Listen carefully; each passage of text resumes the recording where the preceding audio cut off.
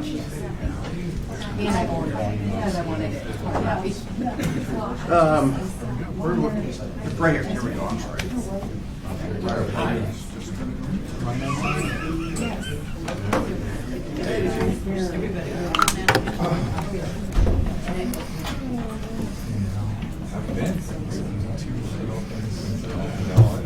Well, good morning. Welcome to the 2020 First Responders Foundation Luncheon. We are clearly in a little different setup than we were last year, where we enjoyed the company of over 400 at the Hilton and Secretary Hagel, but our circumstances are different. So we've tried to adjust as you would expect, but we're really pleased that this small group was able to join us in person, and then we're live streaming across the country, we hope. And in fact, I heard we may have some viewers from Montana, so that would be fun. Canada, yeah, so we're international today. That's exciting.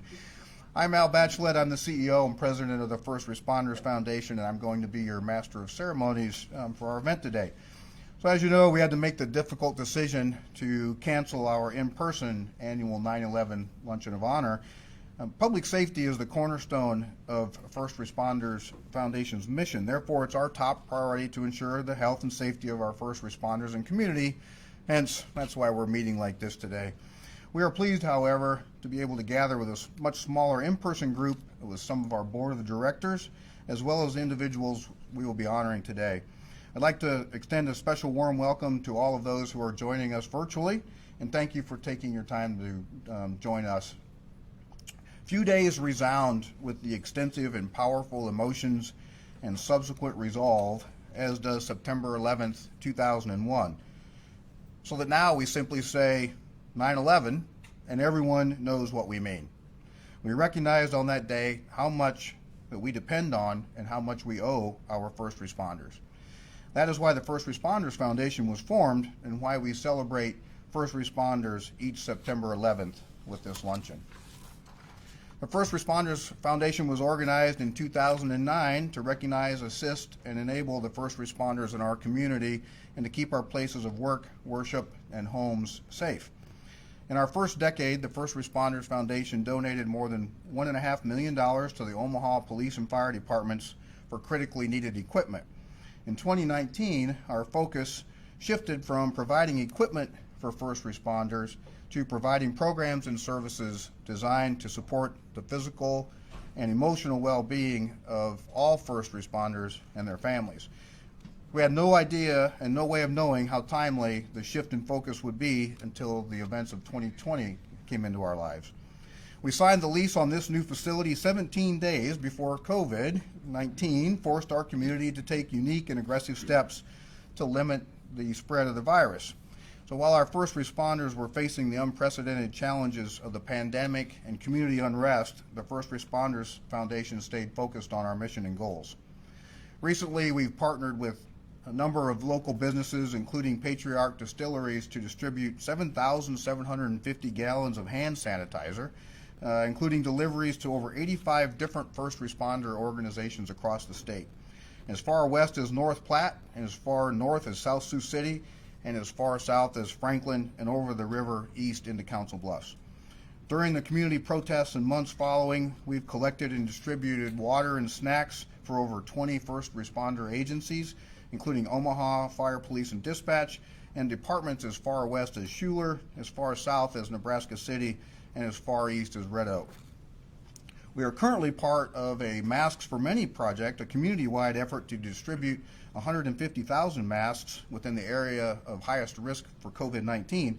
And thanks to our project partners, Omaha Fire, Omaha Police, the Douglas County Health Department, CHI, the Society of St. Vincent de Paul, and the Medical Reserve Corps, the campaign is 2/3 of the way to our goal. So we've distributed 100,000 masks so far across our communities. Our largest accomplishment is that we completed the renovation and have moved into this new facility. We've hired a part-time mental health clinician and are expanding our services. We also have a full-time mental health clinician. I guess I should have mentioned, we've had the full-time first, we just recently hired another part-time clinician. And we're offering workshops and seminars to reach kids and family members of first responders. We have a fitness area and we'll be offering nutrition, yoga, functional fitness classes targeted towards the fitness needs of the first responders. And we're working closely with departments to ensure that we're tailoring those programs to meet their specific needs. We're looking forward to opening the facility up to local first responders soon, and those who are willing to come from afar, even though we may not be local for them, with a special emphasis on providing support to rural departments. 80-some% of all of the first responder departments in the state of Nebraska are volunteer, and they don't have access to the resources, but yet they face many of the same challenges that our paid professionals face. And so that's a point of emphasis for the foundation going forward. Foundation has also been focused on setting up chapters in surrounding communities, and we are pleased that Council Bluffs joined us as our first chapter. Luria Bray is the head of that chapter, and we're excited to have you here, Luria. Thank you for joining us. And Sarah Porter, I think also, where's Sarah at? Yeah, there she is too. So she's on the, heads up the part of the chapter committee that's in Council Bluffs. The First Responders Foundation is fortunate to have a remarkable board of directors. And the members of the board include Gary Steiner, Mary Rosenthal, Debbie Bremer, Jim Hansen, and our chairman emeritus, who is our chairman emeritus, Mike Fahey, Gary Gates, Charles Cederstrom, Dr. Mike Wagner, Dr. Paul Schnartz, Luria Bray, and Mr. Todd Sears, along with Christian Borher, who's actually not with us here today. He's joining us virtually. And as you recognize them, please also recognize Jody Teal, our VP of Operations and Development, and she's going to join me here at the podium as we go forward with the program. All right, so we're going to do some moving around. Who knows how this is going to look? We haven't rehearsed it. All of those that are participating, we're going to make it up as we go. And, even though I have a military background, we always kind of figured it's a forgiving group because we're just one big family, so if we stub our toe, nobody's going to be embarrassed. What we're about to do is induct some honorees into the Ancient Order of St. Florian and St. Michael, which is a national society established and administered by the foundation to honor those who have made a significant impact and through their support and service to first responders. And many of you may know, and I was talking to Chief Olson here, he told me he's been wearing a St. Florian medallion for his entire career, if I remember the story right. So, but just for those who aren't quite as familiar, St. Michael and Florian are recognized as the patron saints of police and firefighters. In turn, the First Responders Foundation recognizes persons who advance our mission and cause by inducting them as members of the Society of St. Florian and St. Michael. There are 2 levels of the society, and today we are pleased to welcome 6 individuals to the most prestigious order of the society, which is the Ancient Order. Those being recognized today are Dr. C.C. and Mabel Chris Foundation, represented by Mr. Andy Davis, Mary and Hal Dobb, Jim Hansen Jr., Chief Dan Olson, and Chief Todd Schmaderer. So I will call each of you in turn. We'll come up here, make the presentation, get a couple of pictures, and get off the stage. First, I want to recognize Andy Davis on behalf of the Dr. C.C. and Mabel Chris Foundation. So Andy, if you could join Jody over here. Dr. Claire and Mabel Chris grew up in Iowa, but lived most of their lives in Nebraska. Together, they acquired the charter of the Mutual Benefit Health and Accident Association, which later became Mutual of Omaha. Throughout their life, they gave time and support to causes around Omaha, and they continue to help the city through their foundation, the Dr. C.C. and Mabel Chris Foundation. We are thankful for the Chris Foundation's enduring support of the First Responders Foundation and for their commitment to the First Responders support team and the mental and emotional health of all of our first responders. And we thank Andy for partnering with us and for his continual confidence in the foundation. So let's give him a round of applause.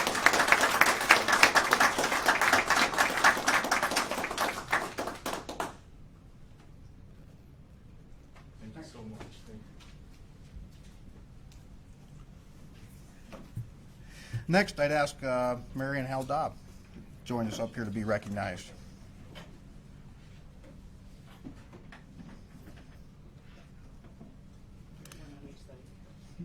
Mary and Hal, as you know, you count the people in this room, and I know many of those online count them as close personal friends, and they're no strangers to the Omaha and Nebraska, Iowa area. But they have a long history of service to the community and the country and have supporting first responders. Mary has served the community through real estate and her career teaching in public schools. Hal served as a captain of the U.S. Army in infantry. I guess someone has to be in the infantry. platoon leader and company commander. It's people that keep their feet on the ground. Yeah. And he served 4 terms in the House of Representatives and was mayor of the city of Omaha, as you all know. And as mayor, Hal is remembered for bringing the police helicopter to advance public safety and infrared helmets to the fire department. We thank Hal and Mary for their advocacy for first responders and their long-term commitment to public safety and the Omaha community. The First Responders Foundation is honored to have their ongoing support and advancement of our mission.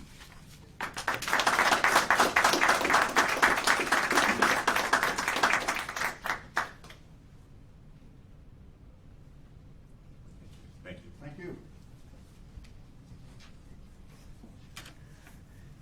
Now, I'd like Jim Hansen. Please come and make your way. The first time I met Jim through the interview process, he was on the selection committee, and I ended up being hired to help lead the foundation. I understood that there are 2 Jim Hansens, one senior and one junior, so I walked into his office saying, I'd like to speak to Jim Hansen. This very distinguished gentleman comes out, and I start telling him who I am, and he goes, oh, no, you're talking to the wrong guy. And I'd spent a good 5 minutes explaining who I was, and he was singularly unimpressed. And I thought, but this is not going well. Turns out it was the wrong Jim Hansen. Jim is currently Chairman Emeritus for the First Responders Foundation after serving as our chairman in 2018 and 2019. Jim has been with the foundation since the beginning and was part of the team that created the Support Blue movement and the 9/11 Minute of Silence, which we've evolved to today now with our Luncheon of Honor. We thank Jim for his endless contributions to the First Responders Foundation and the Board of Directors, and for his commitment and dedication to first responders in the community. And I want to add a personal thanks. Jim has been a counselor and a mentor and a supporter of mine as I've joined the foundation, and he made the transition and my joining this organization seamless, and I always knew that I could count on him and pick up the phone anytime, day or night, and discuss matters of the foundation, and he'd be there to support me. So Jim, thank you very much for your support to me and as we've gone forward together.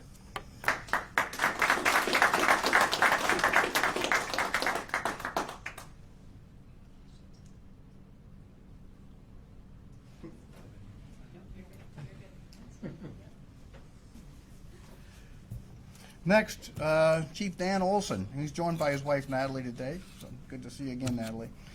Chief Olson began his public safety career with the department in 1993 and has served as firefighter, captain, fire investigator, battalion chief, assistant chief, and interim fire chief before being appointed as the fire chief in 2016. We want to thank Chief Olson for his dedication, professionalism, and especially his leadership of the Omaha Fire Department, his service to our community, his willingness to support the mission of the First Responders Foundation, and our partnership and ongoing collaboration. And I count Dan as a personal friend. He also has made my association with the foundation and working with Dan and other professional firefighters like him especially rewarding. So thank you, Dan.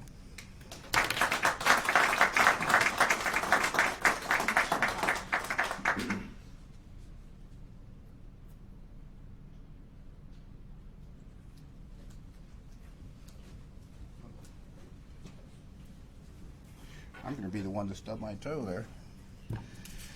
And finally, last but not least, as they say, I invite Chief Todd Schmaderer to join us here. Chief Schmaderer is a dedicated police professional who's excelled at all ranks in the Omaha Police Department. He was appointed the 32nd Chief of Police for the City of Omaha in 2012. He leads the largest law enforcement agency in the state of Nebraska, comprised of 902 sworn officers and 160 non-sworn personnel. He has an operating budget of $160 million and serves a population of over 460,000 residents.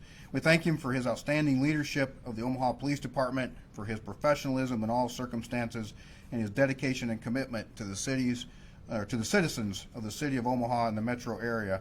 And again, like Dan, Chief Schmaderer has become a friend, a confidant, and a counselor to me as we try and posture the foundation to best support first responders.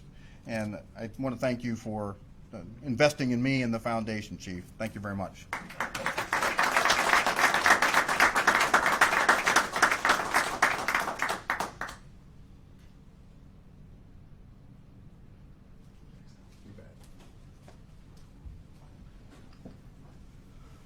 All right. So, because the chief was on a lot of business, he's also our guest speaker today. And like all good, disciplined law enforcement officers, he was right on time. But I have to admit, it made me just a little bit nervous. And I'm thinking, since he's the guest speaker, I didn't prepare any remarks. And I know Mr. Sears is going to be really embarrassed when I ask him to come up here and fill in, since he didn't have any remarks prepared either. But, Chief's a busy guy, and we appreciate, especially in these times, your leadership and taking a few moments out of your day to be here and give us some comments about what's going on at the moment and how we can, as a group and community, support our first responders. So let's please welcome Chief Todd Schmaderer.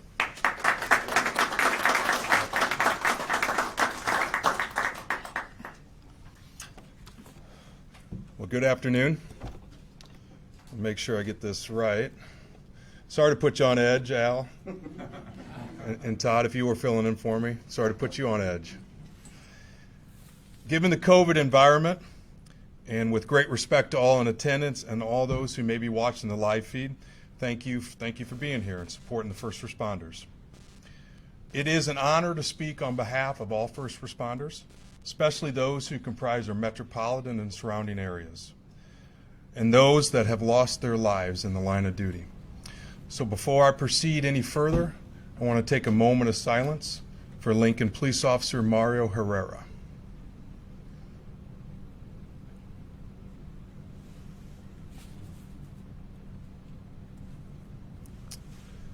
Thank you.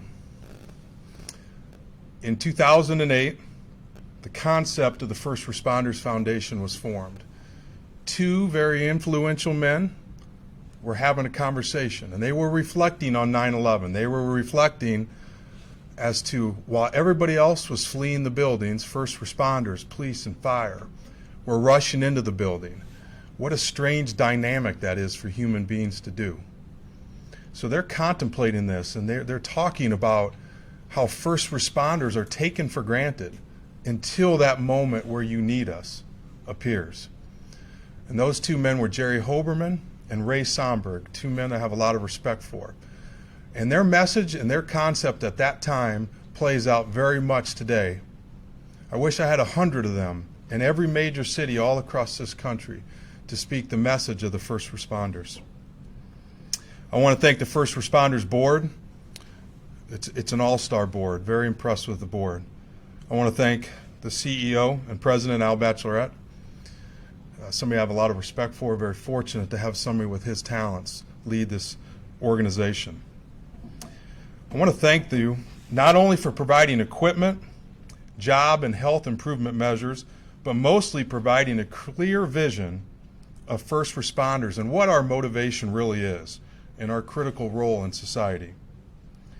So when I accepted the speaking engagement here to be the keynote, when I accepted it, coronavirus didn't exist. Nationwide protests with some civil unrest was unheard of. So I have altered what I'm going to say here today to be a little more reflective of the times. And so my disclaimer is, first responders, we are not political. So my speech will not have any political tones to it. These are my observations. So to give some order to my speech, I'm going to break it up into two parts. The first one is what makes America free, and the second is the state of policing in the United States. So what makes America free? Why are we a free country, and why are we as individuals able to pursue happiness on a daily basis? Why can we do that? So if I was to pose this question to various settings, maybe a college academia setting, maybe a neighborhood discussion, who knows where people gather and have these discussions. If I was to bring this up, one of the first things I always hear is the Constitution, and that's absolutely right. The Constitution, the Declaration of Independence, provide our legal framework and our ethical parameters that define us.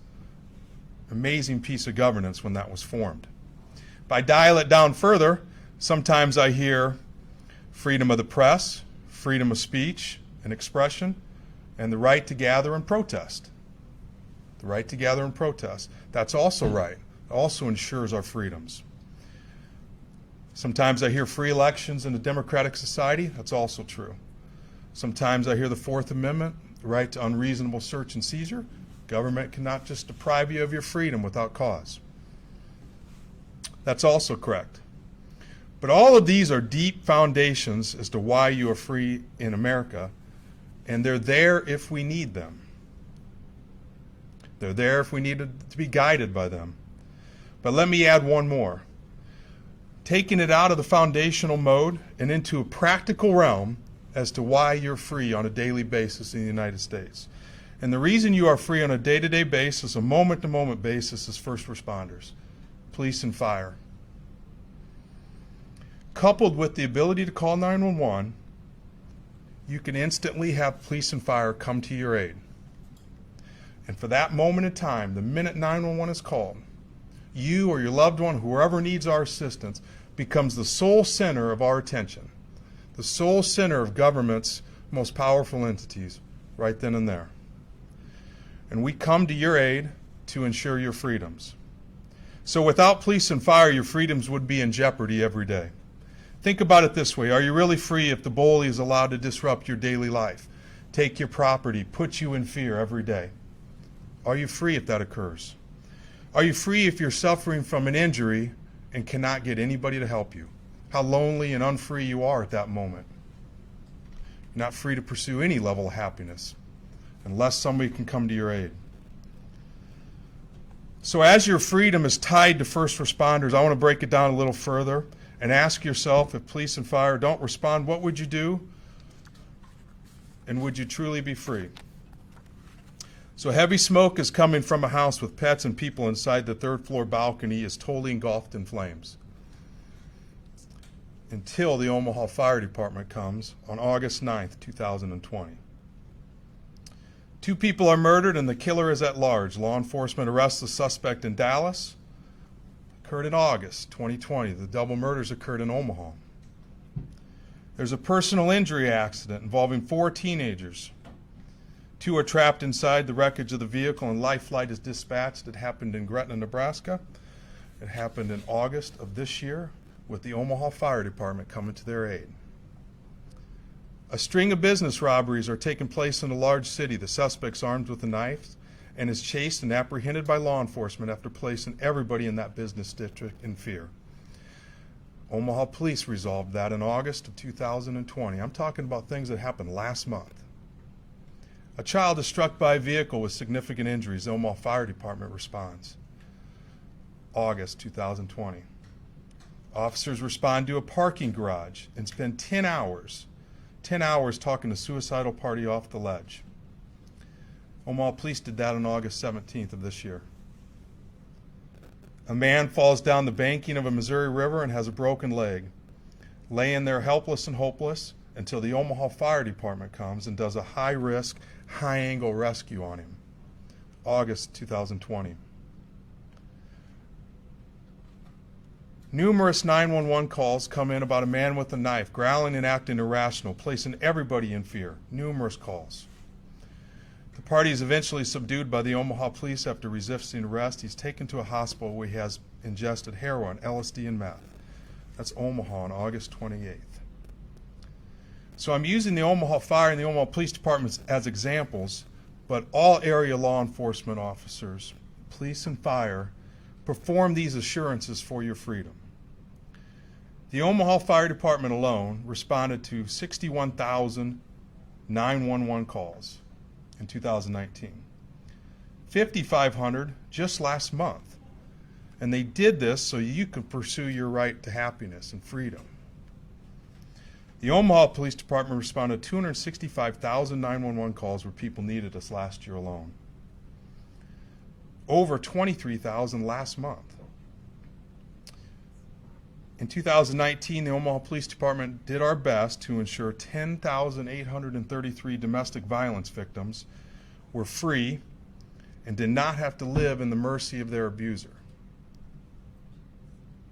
In 2019, the Omaha Police Department responded to 2,204 911 calls of child abuse where we did our best so that child did not have to live unfree and be subject to their abuser. Children are the most vulnerable, of course, Imagine if the neighbor, imagine if a family member, imagine if the school was unable to call the police and assist and intervene in that child's life to ensure they have an opportunity to be free. In 2015, Omaha police officer Carrie Roscoe was shot to death while she tried to apprehend a dangerous person. On September 7th, 2020, Lincoln officer Mario Herrera died from his wounds after being shot the morning of August 26, trying to arrest a dangerous offender.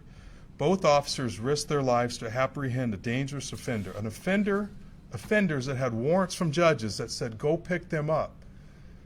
Go pick them up so society is safe, or in other words, for the freedom of society, they need to be apprehended.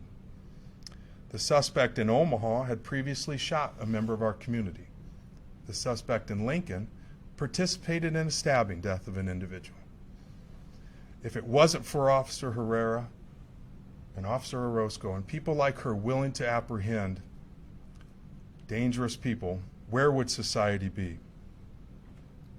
Officer Herrera was described as exactly what you want in a police officer: level-headed, dedicated, and professional. I had the opportunity to meet his wife and his family at the hospital, and you could tell they were amazing people. Selfless people who gave the community of Lincoln their all. A family unit that was amazingly formed and shattered now, but still remain extremely proud of their dad and the husband. So first responders are your arm of freedom, and the men and women behind the uniforms risk their own safety to try to ensure yours. Regardless of the circumstances, rain, snow, natural disaster, coronavirus, they're always there. When other professions have the luxury of petitioning not to work at home, when they have the ability to lay down during this period of time in the coronavirus, Omaha Police and Fire did not. We responded to every one of the citizens' needs that needed us during this time period, with the added risk of the invisible danger of the coronavirus. So how is it that law enforcement in our country is under such animus conditions right now? In part, there is a false narrative, because as the crimes of some police officers have been extrapolated to all of us, when the crimes of a few are extrapolated to all of us, it becomes a false narrative. When the entity responsible for ensuring your freedom strikes out at bat even one time, it can send a ripple effect all across the country. And we've seen that happen in the United States after the George Floyd incident in Minneapolis. So I'm going to move into my second part of what I'd like to get into, and that is the state of policing in the United States. 81% of Black Americans want the same or more police in their communities, according to an August last month Gallup poll. There is a recognition of this important governmental function. I always term it as ensuring your freedom. What the public is demanding, though, is a well-trained professional police force that is able to operate free of bias. Seems reasonable to me. And I will tell you, the strong majority of police officers fit that bill. And the progression for reform is farther along in various cities. But how would the public know that? How do you know what a good police department is versus a police department that's struggling, a little farther behind in their progression? There is no national title or trophy or tournament in which a police department comes out on top. So how does the public know? And because they don't know, there is a tendency to paint all police officers with the same brush when something bad happens. 10% of all police departments, just 10%, are CALEA accredited. That is the Commission on the Accreditation of Law Enforcement. Omaha has been accredited for over 10 years and received our highest accreditation, their gold standard, just a couple months ago. Maybe that's our trophy. But why do I say this? Why do I mention this? Well, the civil unrest in the country did not discriminate. All officers were viewed as bad, and the civil unrest occurred in cities that had nothing to do with Minneapolis. Officers in Omaha faced horrendous conditions, and all our surrounding agencies that came to help us. They faced urine being sprayed on them, rocks thrown at them, fireworks, and even Molotov cocktails. But they stood the line to protect your freedom and to ensure the First Amendment rights of the protesters. That's very important. So the Omaha Police Department, we've been working on reform well before the George Floyd incident occurred. Well before. But even we found it prudent to change a few of our policies to be more reflective of the progression for reform in policing that we're looking for. But we can make policy changes, and there will even be some legislative changes coming up, I would suspect. But that's not the silver bullet to cure everything, because a bad officer can and will defy those rules. The next phase of real police reform comes in the form of what you might traditionally see from a championship team. Maybe the team that wins the NBA championship or an NFL team that wins a title. And that is leadership in the locker room and essentially policing their own. You see these championship teams, they have internal leaders. They're not waiting for the coach to do everything. They're not waiting for the chief to fire somebody. If they have players that are showing up late or not working out as hard as they need to, they'll bring them in alignment. And that is occurring in every roll call in a lot of police departments all across this country right now, where the good officers, which comprise, I'm telling you, 99% probably, they're not up for the bad officers. They're pulling them aside in the roll call rooms. They're talking to them in the locker rooms. That's not acceptable here. That's your next wave of reform. I'll give you an example of two differences. We all know about the George Floyd incident, and I don't mean to take everybody back there, but I will for just 15 seconds. At some point, he was face down in handcuffs, and there was 4 officers on him. One officer was placing a lot of weight from his knee onto his neck. At one point in time, the rookie officer said, "Should we put him up? Should we sit him up?" And he was told no. That real reform and the real police departments that have grasped it won't stop there. They'll pressure it again. Hey, we need to sit him up. And if they're still told no, well, guess what? You shove him off. That's real reform in policing. And I'm telling you, it happens in a lot of major cities. That real reform is present in a lot of places. So the civil discourse and the animus feelings towards police is not right, and it is rooted in that false narrative that we're all bad. Admittedly, though, police work is like an airline. You're only going to hear about the plane that goes down. So here are some other observations that I've seen as chief that I think can help progress our country, and at the end of the day, we come out of this better than we were before. So for police chiefs, we must set high expectations, and in the aftermath of a major incident, you have to get out there and you have to explain what happened, good or bad. Never underestimate the public's ability to understand a situation, and never underestimate just the power of transparency, even if you're wrong. Seems like the media, to me, is being attacked tremendously in this country, under great scrutiny right now. Omaha, as 8 years as chief, I deal with the media all the time. We have a very good media corps here in Omaha. I've dealt with them a lot. I've noticed good journalism, and I notice they try to get the story right. On a national level, some of the cable shows, both sides providing motivations for the actions of others to fit a narrative is just wrong. How do they know what is going on in somebody's mind? And statements of extremism and lump shock statements are unproductive to a healthy, albeit, I suppose, good for ratings. I should not know what political side of the aisle you are on by the manner in which you ask a question or by the questions you avoid. The country needs well-rounded journalism right now more than ever.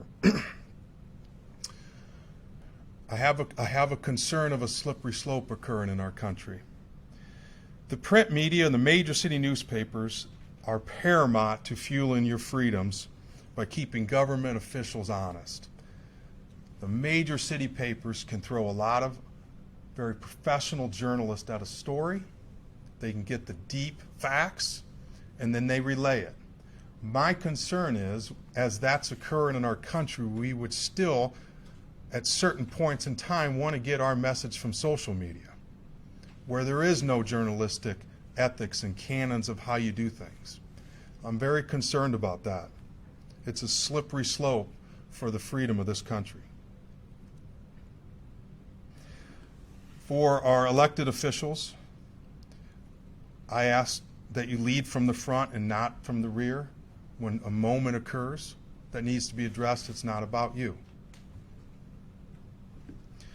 Police departments are in various stages of progression, and what is good for one agency may not be applicable to another. So I'd like you to be cognizant of that, to not supply a linear subject all across the board. For example, realizing if you're advocating for defunding, you are advocating for decreasing an entity responsible for ensuring your freedoms.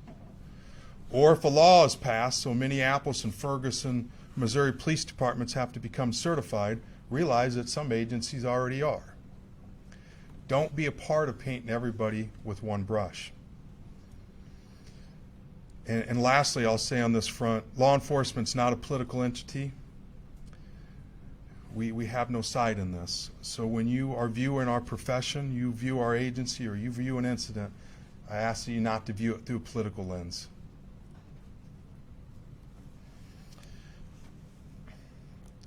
And for society, one of the hardest things I have to do as chief is try to manage expectations and set reasonable parameters for success. Police departments are going to make a mistake. Okay, there's 500,000 people in Omaha, there's 900 officers, there's going to be some mistakes made. Out of 100 surgeries, how many mistakes will be made? Okay? Every time you appear in court, are you represented to a professional level? I'm sure you're not. Mistakes are made. But if the department is transparent and sets a course of action in place to minimize it from happening again, that's got to mean something. Police work is very visible. It's so visible and it's so important, it's going to be talked about a lot. If you can see it on TV, you're going to have an opinion of what took place there. But a lot more will go into the delivery of police services than you will ever know. So if you don't see it behind the scenes, don't assume it's not happening. It's a very intricate organization. I liken it, the example I give is to college football. Very visible, the public likes it. We'll watch a game, and inevitably you'll talk about it later. I think they should have ran this play. They should have been in this defense. Tom Osborne, arguably one of the best college coaches of all time, couldn't go a day without being told he should pass more, as if he did not ever consider that. Police work is sort of like that. It's very visible, but it's important. Hear all the facts before you rush to judgment. So in closing, on April 23rd in 1910, Theodore Roosevelt delivered a speech called Citizenship in the Republic, or most known as the Man in the Arena speech, where he railed against people trying to tear down those in the arena. First responders are in your arena. Nelson Mandela has found usage for this speech during his leadership times, and other great leaders as well have used it to try to reset the stage, knowing that if those in the arena lay down, all is lost. Let me read you a passage from it. It is not the critic who counts, not the man who points out how the strong man stumbles, or where the doer of deeds could have done them better. The credit belongs to the man who is actually in the arena, whose face is marred by dust and sweat and blood, who strives valiantly, who errs, who comes up short again and again, because there is no effort without error and shortcoming, but who does actually strive to do the deeds, who knows great enthusiasms, the great devotions, who spends himself in a worthy cause, who at the best knows, in the end, the triumph of high achievement, and who at the worst, if he fails, at least fails while daring greatly, so that his place shall never be with those cold and timid souls who neither know victory nor defeat. So I want to leave everybody by thanking all first responders, the men and women who put on the uniforms that respond to ensure your freedom. I want to thank all of them for their willingness to be in the arena. Thank you.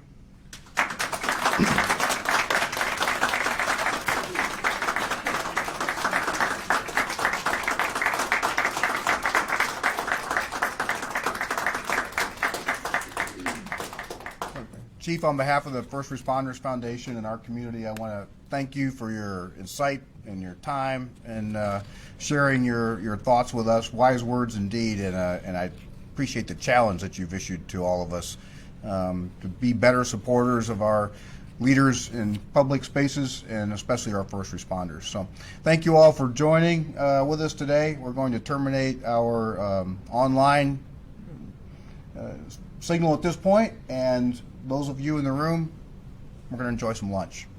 So thank you very much for joining us here today.